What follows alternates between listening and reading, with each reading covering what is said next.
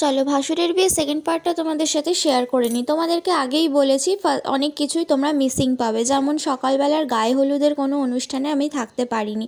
তো এবার তো রেডি হয়ে সন্ধ্যাবেলা চলে এসেছি বিয়ের জায়গায়। বিয়েটা ছিল ব্লুবেল হোটেলে।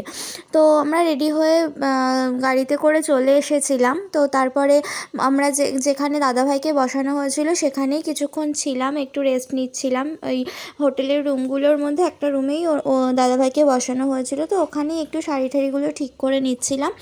তো তারপরে একটু চলে গিয়েছিলাম স্টলে। তো স্টলে যে অল্প কিছু জিনিসই আমি ট্রাই করেছিলাম।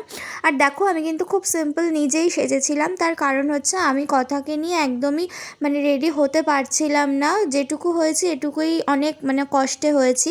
আর এদিকে দেখো 7 পাক ঘোরা শুরু হয়ে গেছিলো শুভদৃষ্টির জন্য। দিদিভাই কিন্তু হেঁটে হেঁটেই ঘুরেছিল। আর তারপরে আমি ডিরেক্ট খাবার জায়গায় চলে গেছিলাম। খাবারের মেনুটা তোমাদের পরে শেয়ার করছি।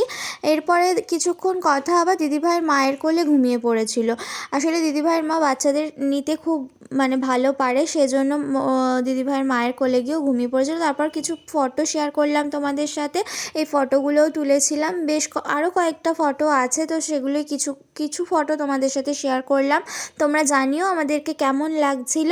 আর অবশ্যই তোমরা কমেন্ট করো, যে কমেন্ট করে জানিও। আর অবশ্যই ভিডিওটা লাইক করে দিও, আর সাথে থেকো। চ্যানেলটা কিন্তু সাবস্ক্রাইব করতে ভুলো না। টাটা।